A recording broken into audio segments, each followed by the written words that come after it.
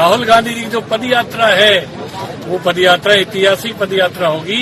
भगवान राम भी अयोध्या से श्रृंखला तक पैदल गए थे, पर ये राहुल गांधी उससे भी ज्यादा पैदल जाएंगे, कन्याकुमारी से कश्मीर तक। इतिहास है, कोई आज तक गया ना कोई जाएगा। ये महानुभाव राजस्थान के स्वास्थ्य मंत्री हैं, नाम है प्रसादी लाल मीणा। अपने नेता की चापलूसी में मीणा इतने आगे पहुंच गए कि मर्यादा पुरुषोत्तम प्रभु राम से उनकी तुलना कर डाली। मीणा ये भी कहने से नहीं चूके कि इतनी बड़ी यात्रा इतिहास में ना तो कोई कर पाया है और ना ही कोई भविष्य में कर पाएगा। राम पर खुशामद भरा बयान दौसा से आया, वहीं जवाब दिया 500 किलोमीटर दूर बैठे लक्ष्मण ने। दिग्विजय सिंह के भाई लक्ष्मण सिंह ने ट्वीट कर लिखा कि ऐसा करके नेता चमचागिरी के सारे रिकॉर्ड तोड़ रहे हैं। लक्ष्मण यही नहीं रुके, बल्कि उन्होंने पार्टी के आला नेताओं को नसीहत भी दी कि डालिए चाटुकारों पर नकेल। राहुल गांधी की राम से तुलना पर गृह एवं जेल मंत्री डॉक्टर नरोत्तम मिश्रा ने कहा कि राम के बारे में लक्ष्मण से ज्यादा कोई नहीं जानता, जबकि मंत्री सारंग ने इसकी तुलना रावण के घमंड से की। अच्छा, राम के बारे में लक्ष्मण से ज्यादा अच्छा कौन जानता हो? ये कांग्रेस के लोग अपने आप को बदलने पे राजी नहीं है। याद हो आपको, देवकांत बरुआ जी हुआ करते थे, उनने कहा था इंदिरा इज इंडिया और इंडिया इज इंदिरा। ऐसे ही कमोबेश ये जो चापलूसों की फौज है, जो माननीय लक्ष्मण सिंह जी विधायक जी ने सम्मानित ने बताई है, इनको चापलूसों को सोचना चाहिए। इसी को कहा जाता है रावण का घमंड। कांग्रेस के नेता, दिक्कत यही है कि भगवान क्या तो अनादर करते ही हैं, धर्म का अनादर करते ही हैं, पर उसके साथ साथ अपने नेता और खासकर नेहरू परिवार के सदस्यों का महिमा मंडन भी करते हैं। कलयुग में सियासतदान चाटुकारिता में इतने मदहोश हो चुके हैं कि अपने नेताओं की तुलना भगवान से भी करने से नहीं चूकते। क्या मौजूदा दौरे सियासत में अपनी लाइन बड़ी करने चाटुकारिता की हद तक जाना पहली शर्त है? सवाल गंभीर इसलिए भी क्योंकि ऐसे तो हर नेता अपने दिग्गज को ईश्वरीय बताकर उसका गुणगान कर खुद की सियासी जमीन को मजबूत करेगा। बड़ा सवाल ये भी कि सियासत की रेस का वजूद भी क्या इसी तरह के बयान डिसाइड करेंगे? सवाल बेहद गंभीर है। देखना होगा कि आने वाले समय में नेता इस तरह की बयानबाजियों से बचेंगे या इसी तरह इसे अनवरत जारी रखेंगे। Bureau report, IND 24।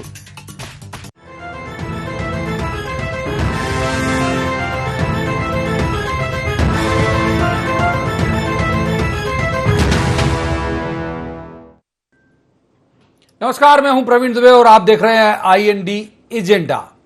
दरअसल किसी भी व्यक्ति को यह हक है कि वो किसी को भी अपना इष्ट या आराध्य बना ले, मान ले, गुरु मान ले, स्वामी मान ले, किसी भी सीमा तक उसे आदर देने के लिए वो पहुंच जाए या उसके प्रति मन में आदर रखता रहे। किसी को इससे ऐतराज भी नहीं होगा, कानून भी इसकी अनुमति आपको देता है। लेकिन अगर आप भगवान से तुलना करने लगे उसकी, और वो भी सस्वर उद्घोष करके, तो ये आपत्तिजनक होगा। और वो भी मर्यादा पुरुषोत्तम प्रभु श्री राम से, क्योंकि उनकी तुलना तो देवताओं से भी नहीं की जा सकती। जो उनके समतुल्य जो देवता रहे हैं उनसे भी भगवान राम की तुलना नहीं की जा सकती। उनके आदर्श, उनकी नैतिकता, ये तो अतुलनीय है। उसके बावजूद अगर आप देखते हैं राजनेताओं का इस तरह का बयान, तो जाहिर बात है कि इसमें ये बिल्कुल खुली आंखों से दिखने वाला एक चापलूसी और खुशामद जो है, वो हर व्यक्ति इसे भाप भी लेता है, सूंघ भी लेता है, समझ भी लेता है। और हैरत की बात यह है कि ऐसे बयानों से उन्हें कोई फायदा होता होगा, इसमें संशय है, क्योंकि ये उपहास के ही पात्र बनते हैं, मजाक के ही पात्र बनते हैं। इसी सब मसले पर हम आज बात करेंगे। एक हमारे साथ बेहद खास पैनल भी होगा। सबसे पहले आपको दिखाते हैं आज का जो एजेंडा है उसके पॉइंट क्या है। क्या चापलूसी वाले बयानों से चमचागिरी के रिकॉर्ड तोड़ रहे हैं नेता, जैसे मैंने पहले ही कहा? क्या महज आका का आकर्षण पाने के लिए नेता कर रहे हैं चापलूसी? खुशामद की सियासत में कौन खा रहा है मलाई? अपने दिग्गज का ईश्वरीय गुणगान करके क्या नेता लांघ रहे हैं मर्यादा? तो इन सब मसलों पर हम बात करेंगे। सबसे पहले जो खास पैनल हमारे साथ जुड़ा हुआ है उसका तारुफ मैं आपसे करा देता हूं। हमारे साथ हैं गोविंद मालू, ये बीजेपी के वरिष्ठ नेता हैं, विद्वान प्रवक्ता भी हैं। बहुत स्वागत है गोविंद जी का। दूसरे मेहमान है डॉक्टर राम पांडे, ये कांग्रेस के वरिष्ठ नेता प्रवक्ता भी हैं। बहुत स्वागत है डॉक्टर पांडे का। तीसरे मेहमान पत्रकारिता का बहुत चर्चित चेहरा है, बहुत अच्छे राजनीतिक विश्लेषक हैं, रमेश शर्मा साहब। रमेश शर्मा जी का भी बहुत बहुत स्वागत है। शुरुआत आज जाहिर तौर पर करेंगे हम डॉक्टर पांडे से। डॉक्टर पांडे, ये इन बयान से आप सहमत हैं, असहमत हैं, या फिर आपको लगता है कि भाई उनकी भावना है, उनने व्यक्त कर दी तो वो जाने? जी, सबसे बड़ी बात जो है कि राहुल गांधी जो हैं वो इंसान हैं और भगवान श्री राम भगवान हैं। अब बात आती है कि हम ईश्वर की पूजा करते हैं, करना चाहिए, आराधना करना चाहिए, आरती करना चाहिए, मानना चाहिए, लेकिन उससे बड़ी बात यह है कि हमें ईश्वर के बताए हुए रास्तों पर चलना चाहिए। हमारा चरित्र, हमारा आचरण, हमारा व्यवहार, हमारी सोच ईश्वर जैसी होना चाहिए, सबसे प्रेम करना चाहिए। तो राहुल गांधी जी जो कर रहे हैं वो भगवान श्री राम के आदर्शों पर चल रहे हैं। इकलौते व्यक्ति हैं देश में जो भगवान राम के आदर्शों पर चल रहे? जी, करोड़ों हैं और सबको चलना चाहिए। दुनिया में कई लोग हैं जो चल रहे हैं।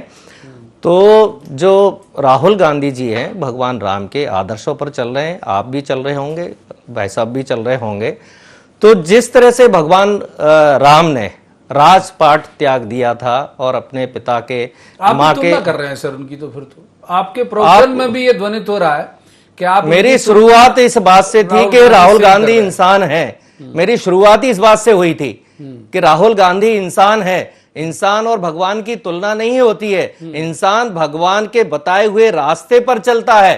पूजा इसलिए नहीं होती है कि हमने पूजा कर ली और बलात्कारियों को जेल से छोड़ दिया। ज्यादा उत्तेजित होने के बजाय तार्किक बात करेंगे हम। आपने कहा कि वो जिस तरह भगवान राम ने राजपाट छोड़ दिया था जी, इट मींस कि आप उनकी तुलना कर रहे हैं कि उस तरह राहुल गांधी ने भी छोड़ दिया टाइप। तुलना नहीं है ये। अच्छा, ये भगवान के बताए हुए, भगवान कोई आदर्श क्यों स्थापित करते हैं कि मैं जो कर रहा हूं आप भी वह करने का प्रयास करें कि राजपाट कुछ नहीं होता। गौतम बुद्ध ने भी छोड़ा था कि राजपाट कुछ नहीं होता है, सबसे बड़ी बात होती है जनता की सेवा करना। तो राहुल गांधी ने 2 बार प्रधानमंत्री पद का पहले सवाल बहुत वक्त दिया आपको। पहले गोविंद मालू जी की तरफ जाऊंगा। गोविंद मालू जी, आपने पांडे साहब का भी सुना, ये ठीक ठीक उस लाइन पे तो नहीं ले गए वो राजस्थान वाले प्रसादी लाल जी की तरह, लेकिन भाव उनके भी वही थे कि वो तो सब भगवान राम के आदर्शों पे चल रहे हैं और बुद्ध के आदर्शों पे चल रहे हैं। राहुल गांधी, आपको दिक्कत क्यों होनी चाहिए? प्रवीण जी, कांग्रेस का ये यूएसपी भी है और कांग्रेस का डीएनए भी है कि वो अपने आका को देश का सर्वोच्च शिखर पर बैठा हुआ ऐसा शिखरस्थ व्यक्ति बताते हैं कि भारत और उनमें कोई अंतर नहीं है। अब भगवान राम और उनमें अंतर नहीं है, ये सिद्ध करना। चाटुकारिता उनके जो उनकी प्रस्तावना है उसमें प्रमुख बिंदु है। उसके बिना वो कांग्रेस में रह नहीं सकते। इंदिरा गांधी के समय भी हमने देखा Indira is India, India is Indira, ये देवकांत बरुआ ने कहा था। तो ये तो होड़ लगी है, कौन ज्यादा उनको बताता है देश और विश्व में सर्वश्रेष्ठ। और तो और ये भगवान राम के आदर्शों पर चल रहे हैं और सत्ता उन्होंने मोह छोड़ दिया, सत्ता को छुड़वा दिया जनता ने, ये नहीं कह रहे। और कौन सा आदर्श, मुझे समझ में नहीं आता है कि वो देश के एकमात्र व्यक्ति है। हमारे माननीय मित्र कह रहे थे कांग्रेस के कि एकमात्र ऐसे व्यक्ति, ये चाटुकारिता की परंपरा है। देखिए, आप आदर्शों पर चलें, बहुत अच्छी बात है। हम भी चाहते हैं कि आप मर्यादा पुरुषोत्तम बने, आदर्शों पर चलें, पर ये छल कपट और छल प्रपंच के आदर्श, उनका आदर्श नहीं। माफ कीजिए, मुझे एक भी आदमी इस तरह का नहीं दिख सकता अभी भी इस मौजूदा दौर में, और दर्शक भी सहमत होंगे, जो भगवान राम के आदर्शों पर यथावत चलने लायक अभी होगा देश में।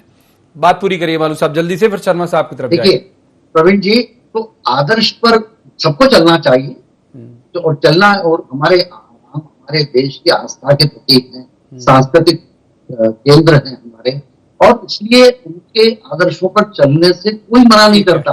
लेकिन आप कहें कि वो तो राम के अवतार हैं और राम के आदर्शों पर चलने वाले एकमात्र व्यक्ति वो है। ठीक है, शर्मा साहब को इन करूंगा, जनता ही सहमत शर्मा नहीं है। साहब को इन करूंगा, आता हूं मालू साहब आपके पास आऊंगा। तो ज्यादा से बहुत ज्यादा तो पहले ही उनके- सवाल लिया, अभी तो बहुत वक्त है।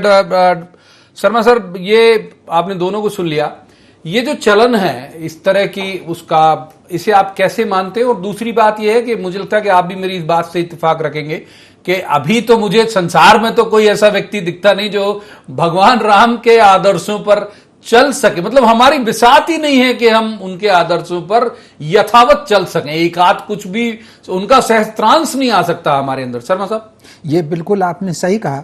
मुझे लगता नहीं है कि धरती पर कोई ऐसा व्यक्ति हो कि उनके अनुरूप तो छोड़ ही दीजिए, उनके शतांश सहस्त्रांश या लक्षांश में भी अगर कोई चल सके, ये संभव नहीं है। वो इतनी ऊंचाई पर हैं कि आज करोड़ों लोगों की आस्था का केंद्र हैं। तो मैं समझता हूँ राजनीति में करना चाहिए, जिसको अगर हम हल्के शब्द में कहें, चमचत्व की राजनीति आजकल है, लेकिन कहीं ना कहीं हम किसकी तुलना दे रहे हैं, किसकी हम नाम ले रहे हैं, इसका थोड़ा सा ध्यान रखना चाहिए। और मैं समझता हूँ थोड़ा सा कांग्रेस को भी इस बात पर विचार करना चाहिए। राम जी के नाम का वो समय समय पर उपयोग करते रहे हैं, कई बार पक्ष में भी उपयोग किया, कई बार विपक्ष में भी उपयोग किया। इसमें कोई शक नहीं कि रामराज की कल्पना सबसे पहले गांधी जी ने की थी और आजादी की लड़ाई में उन्होंने रघुपति राघव राजा राम दिया था।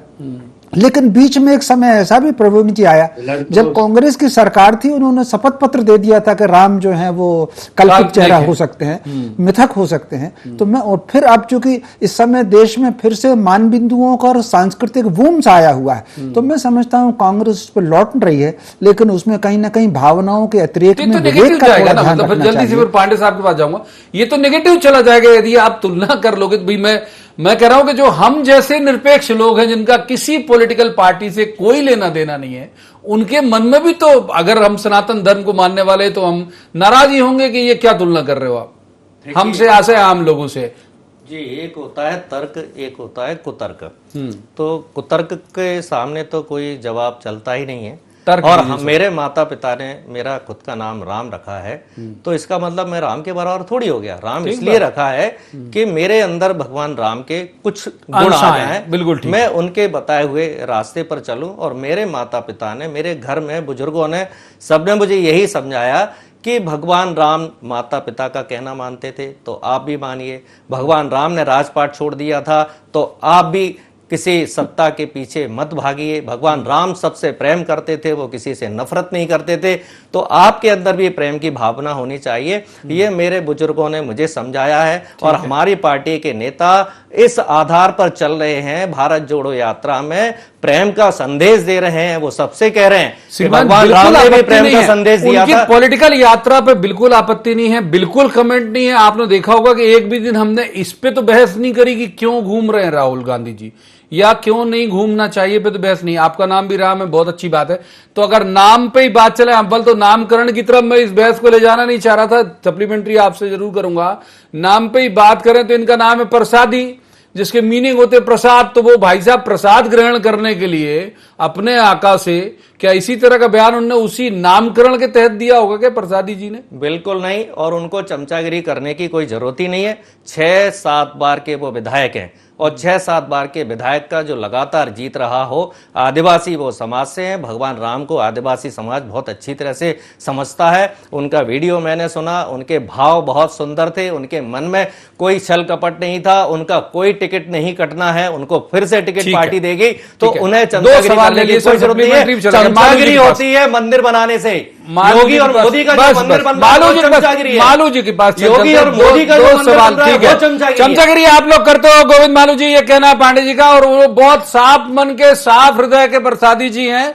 उनके मन में कोई मलाल नहीं था इस तरह के भाव प्रकट करने में। गोविंद मालू जी, देखिए, वो एक ये भी कह रहे हैं उनका टिकट नहीं कटना है अभी, तो इसलिए टिकट कटता तो वो बोलते। दूसरी बात, जो राम को काल्पनिक कहते थे, कांग्रेस की सरकार में इन्होंने एफिडेविट दिया कि राम काल्पनिक है, राम कोई है नहीं, कोई कल्पना है।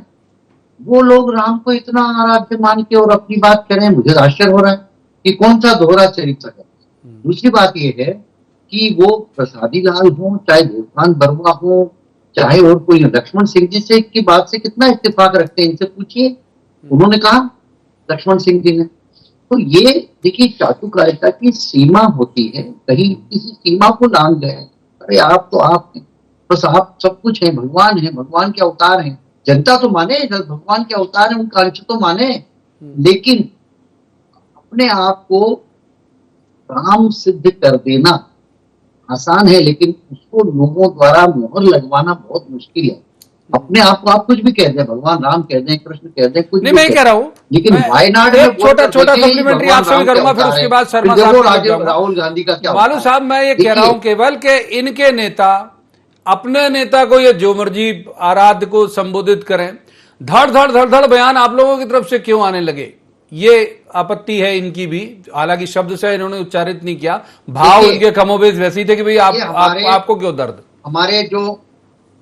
हमारे भारत की सनातन परंपरा के जो अग्रज रहे हैं, जिनके नाम पर हम राम राज्य की बात करते हैं, जो मर्यादा पुरुषोत्तम रहे हैं, जो हमारी संस्कृति और सनातन संस्कृति के प्रतीक रहे हैं और मान बिंदु हमारे रहे। बहुत विशेषण इस्तेमाल करोगे सर तो सारा वक्त इसी में चला जाएगा। इस तरह से उपहास उड़ाना उनका ठीक है, उपहास उड़ाने से आपत्ति। शर्मा साहब को शर्मा साहब को इनकर तो आऊंगा, मालू जी वक्त है भी और रहेगा तो जरूर आता हूँ। एक बार शर्मा साहब को इन करूंगा, माफ कीजिए रमेश शर्मा साहब, मालू साहब प्लीज। रमेश शर्मा साहब, ये आपको लगता है कि इस तरह का अतिरंजना जो है, अतिरंजना ही कहेंगे हम इसे तुलना में, इस तरह की अतिरंजना क्या वो लक्ष्य भेद कर पाती है जिसको इंगित करके इन्होंने बोला होगा? मतलब मुझे नहीं लगता कि भाई कोई भी इतनी चरम की चापलूसी से खुश होता होगा। राहुल गांधी से मेरा बहुत 2-1 बार का ही इंटरव्यू के दौरान का परिचय है, मैं उन्हें दोस्तों की तरह तो जानता नहीं हूं, लेकिन कोई भी व्यक्ति खुश नहीं होगा इस तरह की अतिरंजना से। तो वो तो लक्ष्य भेद भी नहीं कर पाए प्रसादी जी। देखिए, निश्चित रूप से ये अतिरंजना है और इससे कोई लक्ष्य की प्राप्ति नहीं होगी, इसमें कोई शक नहीं। और फिर जैसा कि राम पांडे जी ने कहा कि वो बहुत वरिष्ठ विधायक हैं और उनकी राजनीति में स्तर उनकी वरिष्ठता को लेकर है, लेकिन कहीं ना कहीं भावनाओं पर विवेक का संतुलन रहना चाहिए। वो कहीं ना कहीं राहुल गांधी जी के प्रति जो उनकी भावनात्मक समर्पण है वो उसमें अतिरेक में चलेगा, अतिरंजना है। और मैं समझता हूँ इसको साधारण स्वीकार करने में भी कोई दिक्कत नहीं। अगर कह दें तो कुल मिलाकर ये मैं जानता हूं अच्छी तरीके से कि उनकी मंशा गलत नहीं होगी, ये अतिरंजना है और कहीं ना कहीं चमचत्व की प्रतिस्पर्धा की पराकाष्ठा भी है। तो उसको भावेश में अगर निकल गया है तो उसको स्वीकार भी कर लेना चाहिए और उसको विराम देना चाहिए। राम जो है, राम जी राम है, उनके कोई हो नहीं सकता उनके बराबर। और फिर राजनेता तो कोई हो ही नहीं सकता, वो समय चला गया है जो कृष्ण ने गीता में कहा था कि राजनेताओं के चरित्र ऐसे होना चाहिए कि लोग अनुसरण करें। राजनीति में तुम किसी भी दल में, चाहे वो भाजपा हो या कांग्रेस हो, मुझे राम जी के तो पासंग, लक्ष्य पासंग कोई नहीं दिखता।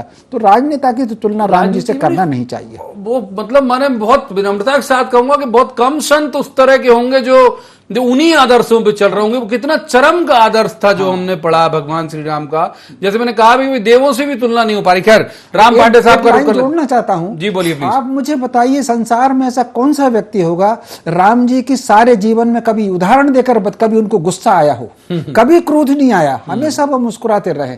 ये जो एक बात है कि विषम से विषम परिस्थितियों में सामने युद्ध भूमि में शत्रु खड़ा हुआ है तब भी वो मुस्कुरा रहे हैं, ये जो बात है अपने क्रोध पर, अपनी भावनाओं पर नियंत्रण, संसार में किसी मनुष्य के बस की। पांडे साहब का रुख कर लेते हैं। डॉक्टर पांडे, इसका एक सेकंड पार्ट ले लेते हैं। चलिए, पहला पार्ट हो सकता है आपको असहज कर गया हो, सेकंड पार्ट ले लेते हैं। उन्होंने एक बात और कही कि ऐसी यात्रा ये भूतो न भविष्यति है, ना कोई निकाल पाया ना निकाल पाएगा।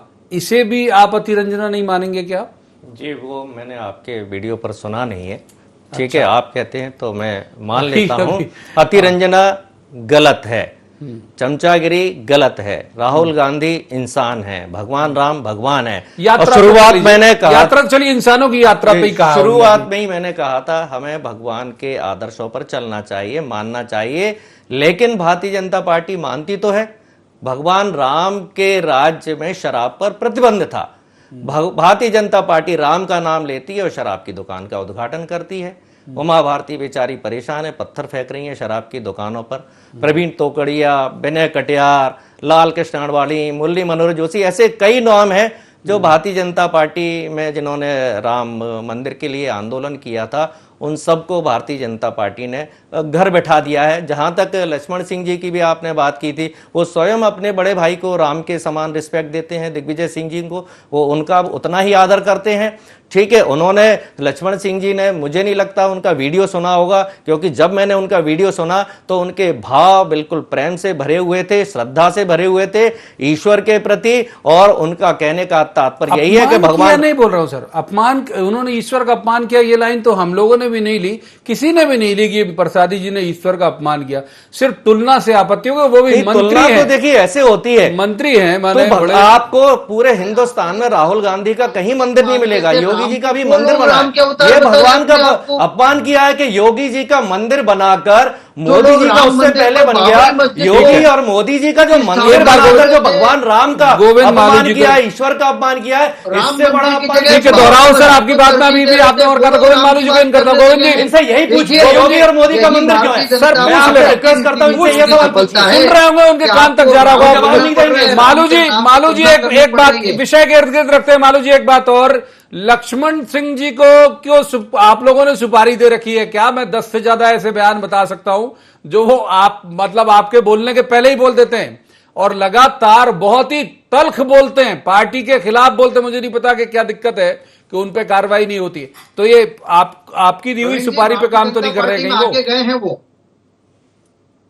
भारतीय जनता पार्टी में प्रशिक्षित होके गए हैं। अच्छा, तो अभी भी क्या चिप लगी हुई है उनके अंदर आपकी? नहीं, चिप लगी हुई नहीं है।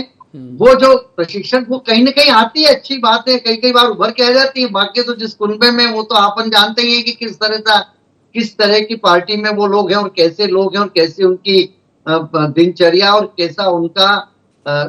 कैसी उनकी विचार पद्धति है, कैसा उनका आचार विचार है, वो हम सब जानते हैं। लेकिन फिर भी लक्ष्मण सिंह जी बेबाकी से बोल देते हैं कई बार। तो मैंने कहा ना, ये बता रहे थे कि वो अपने भाई को राम जैसे मानते थे। नहीं, जब वो आपके खिलाफ बोलते हैं तब आप कहते हो कि वो तो दिग्विजय सिंह के भाई है। और इस तरह जब वो आपके फेवर में बोलते हैं तो आपके जो फायर ब्रांड लीडर हैं नरोत्तम मिश्रा जी, वो कहते हैं माननीय परम आदरणीय लक्ष्मण सिंह जी। मतलब 4 तो आपने आदर सूचक संबोधन लगा दिए, क्योंकि आपके पक्ष का बोल गए वो। और ये कह रहे कि उनके भाई को राम मानते थे तो उनको छोड़ के चले गए वो तो वनवास में। ठीक है, रमेश शर्मा जी को इसी सवाल के साथ इन कर लेता हूं। ये पॉलिटिकल समझ रखना दर्शकों के लिए जरूरी है कि इसके अंदर की बिटवीन द लाइन क्या है। तो शर्मा साहब, क्या बिटवीन द लाइन आपको लगती है? इतने मुखर हैं वो, शायद कह रहे हैं कि साहब मुझे चाहो तो हटा दो वाले भाव में। आपको भी उनके 10 से ज्यादा ऐसे बयान याद होंगे जब वो बहुत तल्ख होकर बोले, और यहां तक कि दिग्विजय सिंह जी के लिए तक बोल। देखिए, लक्ष्मण सिंह जी का ये स्वभाव है हमेशा तीखा और दो टूक बात करना। ये जब वो भाजपा में रहे हैं तब भी, चूंकि सांसद रहे हैं शायद वो भाजपा में भी रहे हैं। और अगर आपको याद हो, इसी तरह का बयान उन्होंने 1993 में जब दिग्विजय सिंह जी को नेता चुना जा रहा था, उस वक्त भी कुछ उन्होंने बयान दिए। तो वो इस तरह कुछ खुल करके बोलने के चूंकि उनका स्वभाव रहा है। और कई बार प्रसंग से हट करके मैं एक आपको बताता हूं, कई बार जो वंश के जो जीन्स होते हैं वो हमेशा प्रभावी होते हैं। ये जो परिवार है दिग्विजय सिंह जी का, ये पीपा जी के वंशज हैं। गागरोन के वो राजा थे, वो संत बने, रामानंदाचार्य के शिष्य बने, उन्होंने उनको नाम पीपा जी दिया, गागरोन के राजा थे।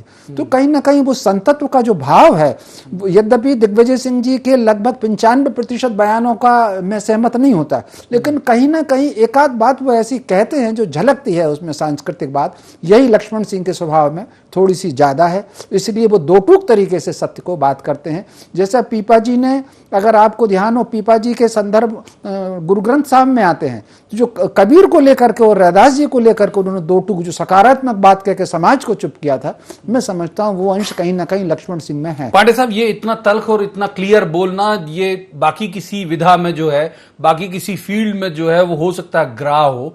पॉलिटिक्स में तो लोग कहते हैं कि भाई बहुत तोल मोल के बोलो। तो कभी जो आपकी इन हाउस मीटिंग होती है उसमें नहीं कहा जाता उनको कि भाई थोड़ा कम बोला करिए, पार्टी की पोजीशन ऑड हो जाती है? अब ये वाला जो आपने हम लोगों पर एलिगेशन लगा दिया, ये तो उन्हीं का दिया हुआ शब्द, चमचागिरी तो उन्हीं का, लक्ष्मण सिंह जी का दिया हुआ शब्द है भाई। तो अब अंग्रेजों का शासन खत्म हो चुका है।